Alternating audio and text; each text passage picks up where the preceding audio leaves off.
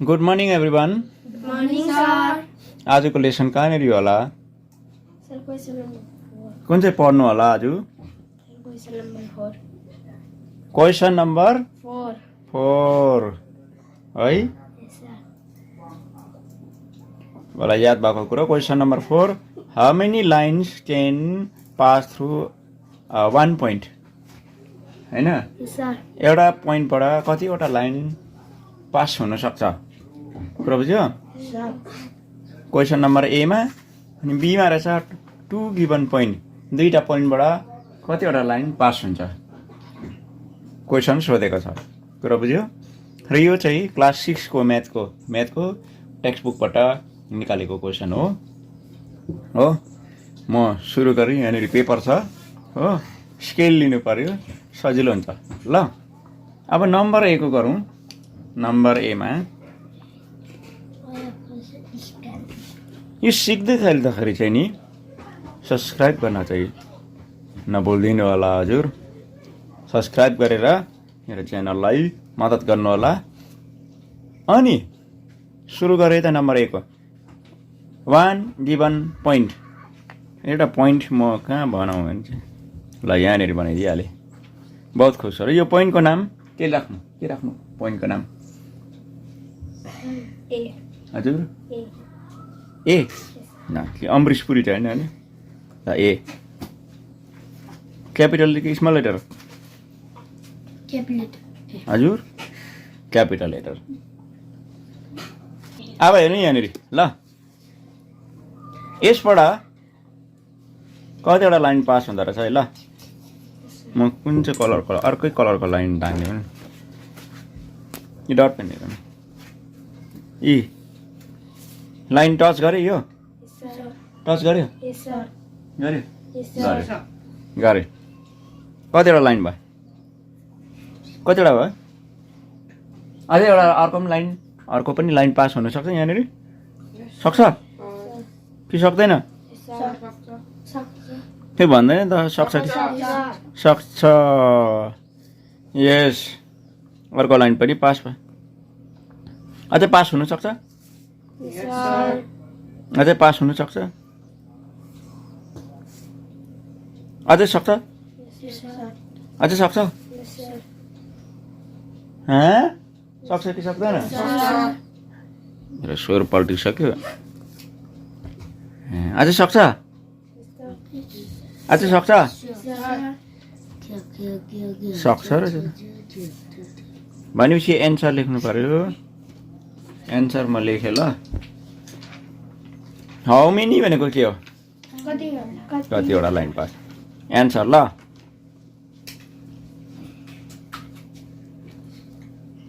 Infinitely. कुरा बुझ्यो? Infinitely भनेको चाहिँ सक्दो धेरै धेरै धेरै धेरैवटा लाइन चाहिँ एउटा पोइन्टबाट पास हुन सक्छ. कुरा बुझ्यो? यहाँ हेर्नु एउटा पोइन्टमा 1 2 3 4 5 पास भएकै बहुत लाइन पास हुनु पोसिबल छ. यो इम्पोर्टेन्ट है आजको लेसन. ल यो पछि ठुलो क्लासमा पुगेर त थाहा छैन भन्यो भने चाहिँ त्यहाँदेखि चाहिँ साह्रो पर्ला है. Infinitely many line passes through a single point. Okay. La single point. अब अर्को नम्बर 2 को कुरा गरौँ. नम्बर बी को कुरा गरौँ.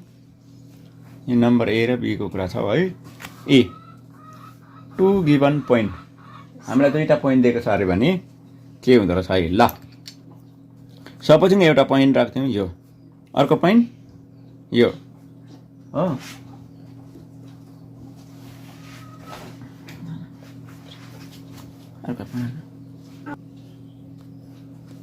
एउटा पोइन्ट मानिलिउँ यहाँ छ. अर्को पोइन्ट यहाँ छ. एउटा पोइन्टको नाम राख्दै मैले पी. अर्कोको के नाम राख्नु? क्यू. ल भन्नु त कतिवटा लाइन पास हुन्छ होला? हजुर एउटा आ भएन है कतिवटा लाइन हुँदो रहेछ एउटा लाइन ताने दुईटा पोइन्टबाट कतिवटा लाइन पास हुन्छ एउटा अब फेरि अर्को पनि लाइन पास हुन सक्छ यहाँ सक्दैन नि त होइन अलि एउटा मात्रै लाइन पास हुन्छ अब अर्को पनि लाइन तान्नु सक्छ यहाँनिर सक्छ सपोज अब फेरि म यहाँ दुईटा पोइन्ट बनाएँ यहाँबाट पनि फेरि एउटै मात्रै लाइन तान्न सकियो हो अब यो पोइन्टलाई हामीले नाम के राखौँ ए राख्यो भने अर्कोलाई बी त्यही कारण लाइनको लागि चाहिँ दुईटा पोइन्ट हुन्छ पिक्यू भनेर दुईटा पोइन्ट लेख्नु परेको कारण चाहिँ के हो किनभने दुईटा पोइन्टबाट एउटा मात्रै लाइन पास हुन्छ एउटा लाइनको नाम चाहिँ पिक्यू अथवा एबी अथवा बिसी सिडी यस्तोहरू हुन्छ पुरा बुझ्यो यो आइडियाबाट निक्लेको भनेपछि अब एन्सर चाहिँ दिनु पर्यो नि त 2 पोइन्ट गिभन भने चाहिँ एन्सर लेख्दिउँ है त नम्बर बीको है बीको एन्सर only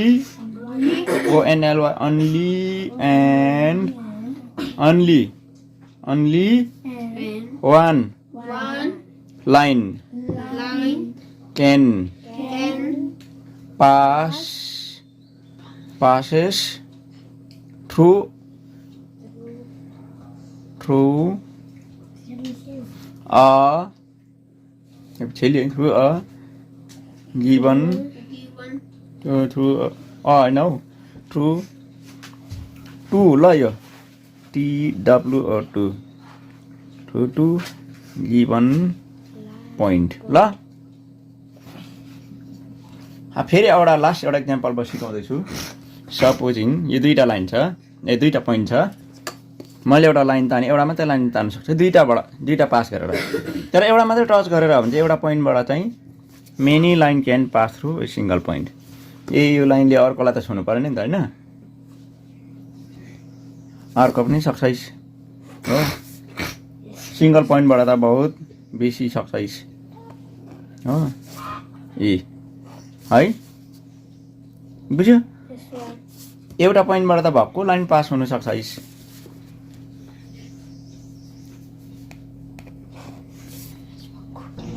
बुझ्यो है यो र नानीहरूले पनि यस्तै खालको जम्मा स्केलहरू राम्रो युज गरेर ल जम्मा 10वटा जस्तो इक्जाम्पल बनाउनु ल म एउटा गरेर देखाइदिन्छु ल जस्तै एउटा पोइन्ट एबाट कतिवटा लाइन तान्नु सक्छ म हातैले गर्दै देखाउँछु एउटा दुईटा तिनटा चारवटा यस्तो देखाउनु अर्को पोइन्ट बीको पनि सिङ्गल पोइन्टबाट इन्फाइनेटली अनि एन्सर पनि लेख्नु infinitely many line passing through a single point यो चाहिँ नलेज हो कुरा बुझ्यो अझै दुईटा नलेज छ यो फर्स्ट नम्बर ए को कति टाइम अरे 10 टाइम्स भन्नुको मतलब चाहिँ पोइन्टको नाम चेन्ज गरी गर्दा हुन्छ हो अर्को छ नम्बर बी को होमवर्क दुईटा पोइन्ट जस्तो पी क्यू छ भने अर्को तिमीले बनाउनु पर्यो एमएन अनि कतिवटा लाइन पासेस हुन्छ प्रत्येकको यो लाइन ड्र गरेपछि मुनिबाट लेख्नु के लेख्नु अरे के लेख्नु only one line passes through two given point ल अवस्था यहाँबाट बिदा गरौँ है हामी अर्को नम्बर 5 मा जानेछौँ त्यसको लागि तपाईले अर्को भिडियो क्लिक गर्नु होला आजलाई बाइ बाइ